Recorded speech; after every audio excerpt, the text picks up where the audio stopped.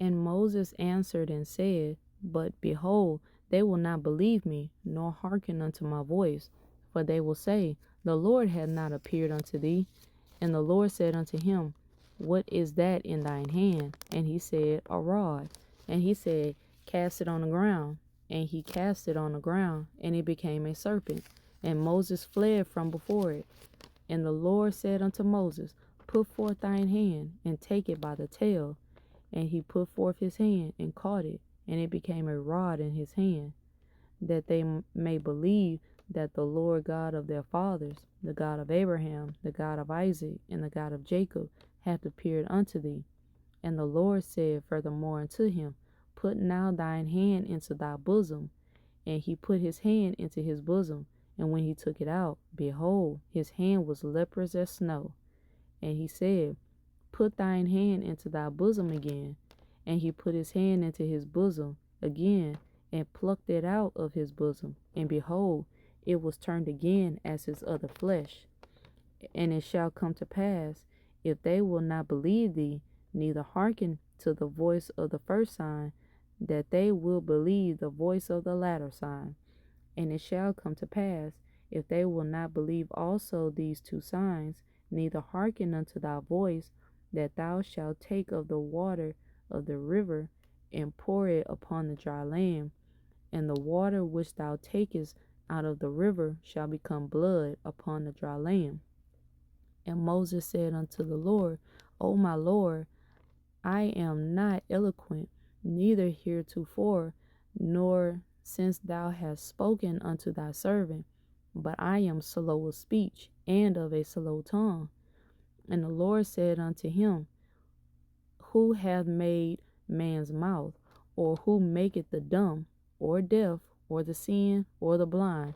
Have not I the Lord? Now therefore go, and I will be with thy mouth, and teach thee what thou shalt say. And he said, O my Lord, send, I pray thee, by the hand of him whom thou wilt send. And the anger of the Lord was kindled against Moses. And he said, Is not Aaron the Levite thy brother? I know that he can speak well. And also, behold, he cometh forth to meet thee. And when he seeth thee, he will be glad in his heart. And thou shalt speak unto him, and put words in his mouth. And I will be with thy mouth, and with his mouth, and will teach you what ye shall say, what ye shall do. And he shall be thy spokesman unto the people, and he shall be, even he shall be to thee instead of a mouth, and thou shalt be to him instead of God. And thou shalt take this rod in thine hand, wherewith thou shalt do signs. And Moses went and returned to Jethro, his father-in-law, and said unto him, Let me go, I pray thee, and return unto my brethren which are in Egypt, and see whether they be yet alive. And Jethro said to Moses, Go in peace. And the Lord said unto Moses in Midian, Go, return into Egypt, for all the men are dead which sought thy life. And Moses took his wife and his sons, and set them upon an ass, and he returned to the land of Egypt. And Moses took the rod of God in his hand.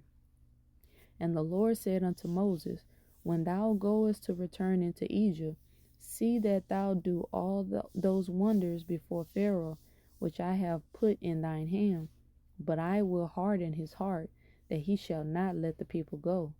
And thou shalt say unto Pharaoh, Thus saith the Lord, Israel is my son, even my firstborn.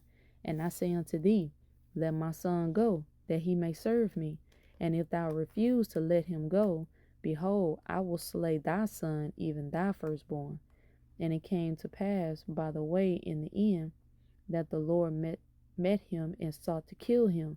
Then Zipporah took a sharp stone, and cut off the foreskin of her son, and cast it at his feet, and said, Surely a bloody husband art thou to me. So he let him go. Then she said, A bloody husband thou art, because of the circumcision. And the Lord said to Aaron, Go into the wilderness to meet Moses. And he went and met him in the mount of God, and kissed him. And Moses told Aaron all the words of the Lord who had sent him. and all the signs which he had commanded him. And Moses and Aaron went and gathered together all the elders of the children of Israel.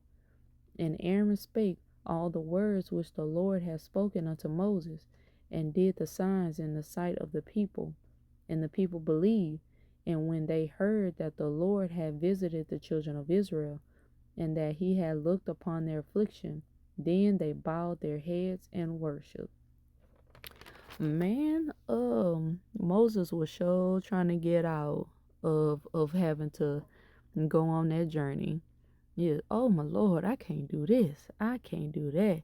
Lord got mad, like, look, your brother, he can speak well. I'm gonna tell him what to say. I'm gonna be his mouth. I'm gonna be your mouth. Now Moses, get your tail on down in there. But Zipporah, hey, talking about having your husband's back, because the Lord was about to take Moses out.